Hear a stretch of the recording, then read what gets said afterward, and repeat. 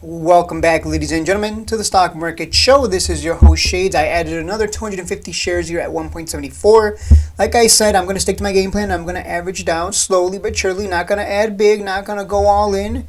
I don't lump sum. Guys. Added an initial K at $2, right? And I added 250. I'm not going to go all in or nothing like that, guys.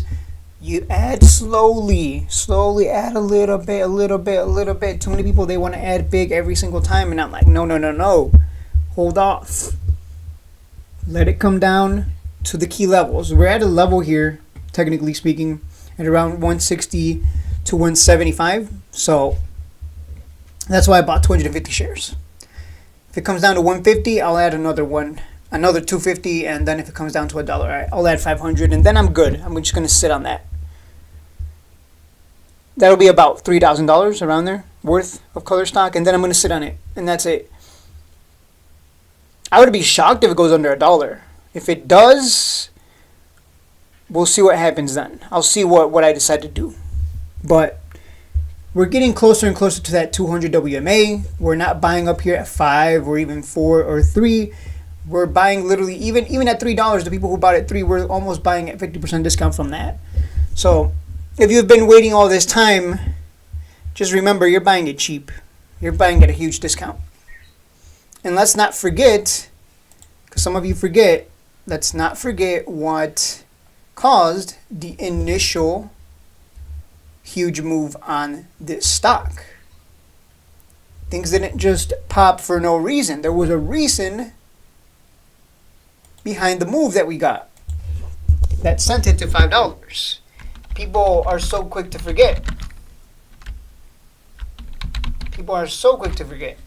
How we were able to move from such low prices to $5.49. And so I ask you, why wouldn't you buy now? Why would you be scared now? This is not the time to be scared. This is the time to look at the markets and go, look at all the opportunity here with these cheapies. Palantir stock gets government contracts all the time.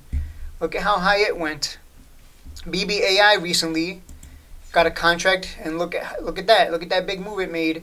And now it's doing the KULR stock, right? It hit a top, and anyone who chased bagged, obviously. And it's just coming down over and red, right? More red candles than green candles. Like, we literally saw that back then, right? I remember, literally, it's almost 1 for 1. This happens literally all the time in the markets. It's not KULR stock. It's ubiquitous. Big pump on a catalyst. It comes down real cheap. No one cares. No one wants it. Oh my God, it runs again.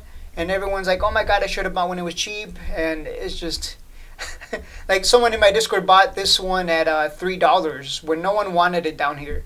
And then, so then it made that move, and obviously they made their money. So just like, right now is not the time to be afraid. It's the time to be excited. Like, wait, you're giving me this at a discount? Okay, sir. Thank you. You thank the markets for the cheapies. Okay, so what are we waiting for at this point? We're just averaging down and waiting for the next catalyst. It'll come. We don't know when. We can't. People always ask me, when do you think it's gonna move? I'm like, I'm not a genie. Like, all I know is I'm going to buy it when it's cheap, and I think it's cheap now. And I'm waiting. That purple line, remember, when it comes down there, that's when no one really wants it, and it just goes sideways. And then after a few months, it gets another big run. This is, again, this has happened in the past so many times. So, unless this is the one time that it's just not going to get a big run, for some reason, this is the one time that it decides, you know what, nah. No big run this time.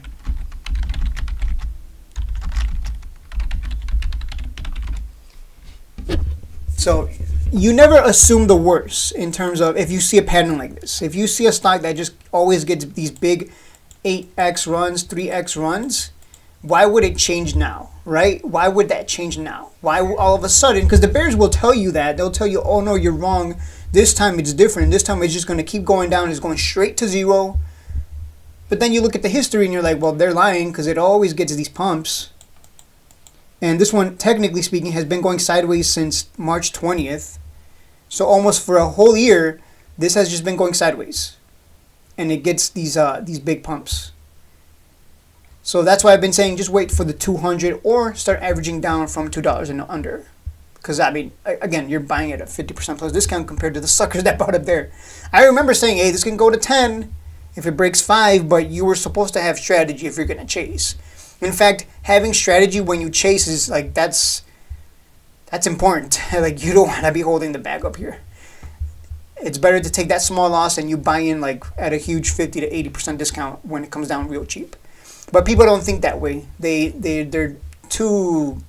They want to get rich way too quick. They want to. What's the quote? They want to make too much too fast. And it ends up hurting them because they'd rather hold the bag up here than, okay, let me have a strategy. I take the small loss and I add, I get more bang for my buck when it's like literally almost 50 to 70% off from highs.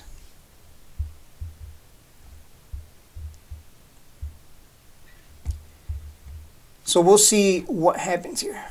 But with regards to KULR stock, when is the next earnings? It should be coming around the corner now. I'm Googling it right now. I'm like, when's the next earnings for this? I don't see when. Oh, it says April. So April 11th is when we get the next earnings, is what I'm seeing here. So that's still a long way to go. Long way to go. I'm looking at the earnings here real quick. Because, like I said, a lot of people they're so focused on the negative, on the red, and they forget what caused that big move in the first place.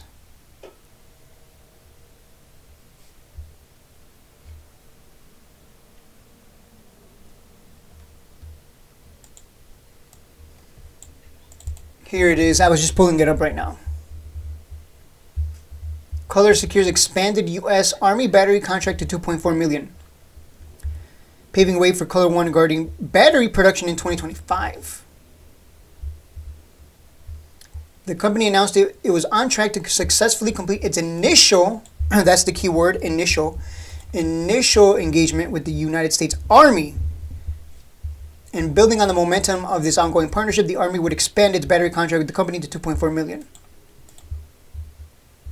Initial engagement, by the way. So there's more to come, but do you have the patience? That's the other question.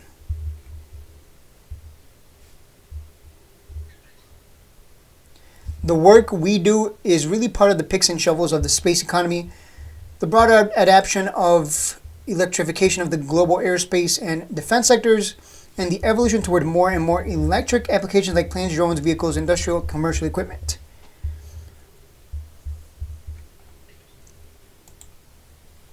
So there's a lot going on for this one, but again, I think too many people, they see the red and they get scared, and I'm like, no.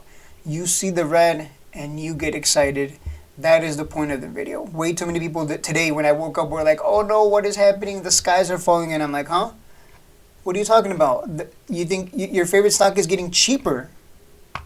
Like everything is dropping today. KULR stock did not drop because of a negative headline. In fact, I want you to think about this, what I'm about to say right now. Why has this been dropping? There has been no negative headlines, right? As far as I can remember, I don't remember any negative headlines. I'm looking at the PRs right now of the press releases. I don't see any negative headlines here. So why has this been dropping? Well, after a huge run, you would expect huge selling pressure, right? Because people are going to take profits. Everyone's going to rush for the exits. That's it. That's why it's dropping. People are taking profits. People getting out.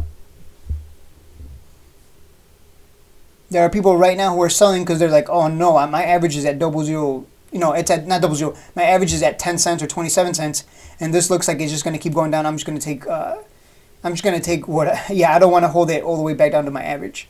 There are people like that. They were holding for more, and they just saw that it dropped from 5.49 to where it is now. Like imagine being up like $1 million, and then you hold it hoping for more, and you still hold it all the way back down to $1.73. Now instead of selling for $1 million, you're only going to sell for like 100K in gains. That's still a lot, but you know, some people are going to get shaken. The tree's going to get shaken, and some people are going to fall. Some people are going to sell, despite them telling themselves that they're going to hold for bigger, for 10 or whatever. Some people are, the tree's going to shake and people are going to fall out. That's just how it is as it goes down lower, because this doesn't look good, right? Like imagine being up $1 million here and you hold it all the way down. Now you're only up 100K. Like that sucks. And so you might get scared and go, oh, I'm just going to take the 100K before it, becomes only 50K gains, right? Which makes sense. Can you blame them? I wouldn't blame them. But they really should not have been greedy. They should have just taken the 1 million. Believe it or not, that happens all the time where people are up big and they hold it all the way down to their average. And then they're kicking themselves afterwards. This has happened. It happens all the time. So I've seen it so many times. So I'm not telling you to sell if your average is down there at I gotta stop saying double zeros. If your average is down there at like 27 to 30 cents, 50 cents, I think you're fine. At this point, if you're still holding, might as well, right? Like you're sitting pretty down there anyways. But we're literally one contract away from this stock skyrocketing again. So hopefully you learned something. Don't be scared. Be excited. You're getting it cheap now. And that purple line, we're getting near it. Usually indication that it's time to buy.